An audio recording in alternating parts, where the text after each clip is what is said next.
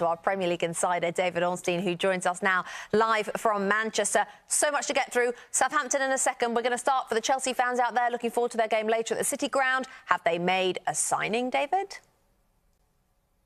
A happy new year to all of you guys. Thanks for having me back on. And a happy new year for Chelsea fans, because their club have reached an agreement with AS Monaco in France to sign Benoit Badiashile. He's the 21-year-old left-sided central defender who is twice capped by the France national team. As I understand it, the fee, Rebecca, is in the region of 37 to 38 million euros, and the medical tests are already being scheduled for Badiashile to head over to London and sign, if all goes to plan, what will be a very long-term contract, because Chelsea are trying to build a real young nucleus of players and they want to tie them down for a long period of time, which also allows them to spread the cost of these transfers, and that helps with their financial fair play situation. If we look at this in particular, Chelsea have lost a lot of central defenders in recent times. If we think of Antonio Rudiger, Andreas Christensen, all the way back to Kurt Zuma, they've also seen Levi Colwill go out on loan, Marcus Alonso on the left side go to Barcelona. Thiago Silva is now 38 years old. Wesley Fofana has suffered from injury. And so they've been looking to restructure in that department. And Badiashile is seen as one of the best players in his age group in that position, on the left side in particular. So many Chelsea fans were looking for somebody like Josko Gvardiol. Let's see what the future holds on that. But for now, it's going to be Benoit Badiashile, and I think they'll be delighted with that acquisition. OK, so Todd Boehly then, David, has the chequebook out. Is it staying out? I think it will be, Rebecca, because Chelsea are looking to strengthen their midfield. I might start by saying some news I revealed a couple of days ago, that talks over a new contract for N'Golo Kante are now actually moving in a positive direction for Chelsea. It was at one point seeming like he might be leaving as a free agent. That could still be the case. He can sign a pre-contract agreement with overseas clubs from today, the 1st of January, because his contract expires in the summer.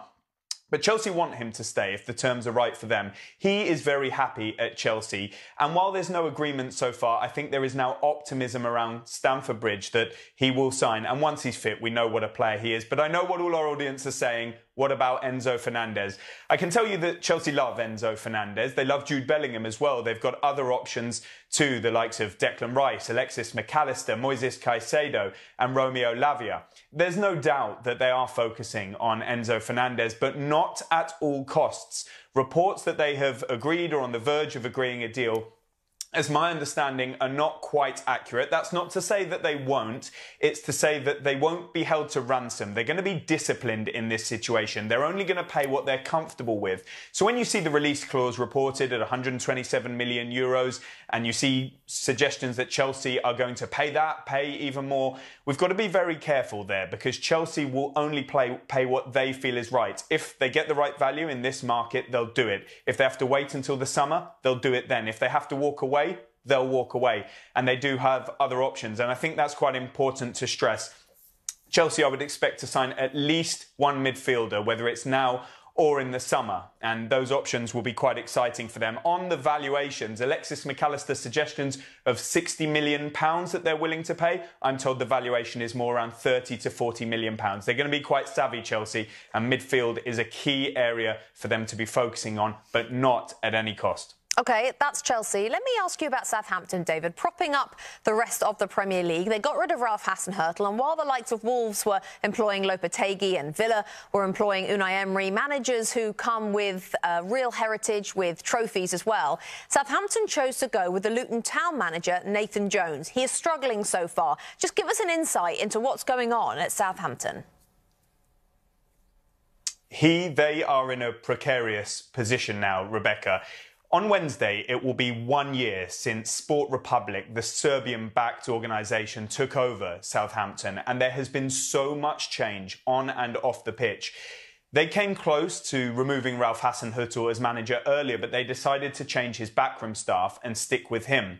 Behind the scenes, they brought in a new head of recruitment, Joe Shields from Manchester City, who had a real specialism around young players. They committed about £76 million in net spend during the last summer. 10 players arrived, 12 went out. But no sooner was Joe Shields in than he was out, because Chelsea poached him and he's been working on a gardening leave at the moment. Their commercial director is leaving. Their director of football, Matt Crocker, is going to be leaving at the end of the season.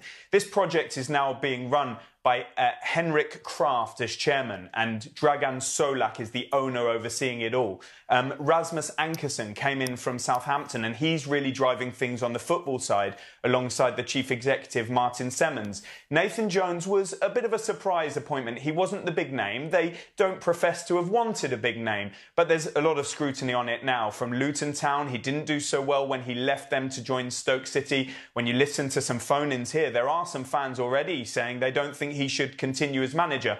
That, of course, is premature, but Southampton are not looking good at the moment, and you only need to look at his changes of formation, the atmosphere among supporters. And so this is a big moment for them. They've got a lot of ideas, these new owners. They've got a lot of ambition on the commercial side, on data, on building the multi-club model that now includes a club from Turkey, and they want more as well. But you've got to think to yourself, they need to focus on Southampton, because they don't want to be running a club that's in the Championship. And as things stand, they're heading that way. They play a crucial game next against Nottingham Forest. They then face Everton as well, and they want to scrape their way out of it. Is Nathan Jones the man to pull them through? The jury might seem to be out, but it is very early days. This is a massive period for the new ownership at Southampton. Yep, they're not adrift yet, but it is not looking good. David Ornstein, our Premier League insider, thank you very much.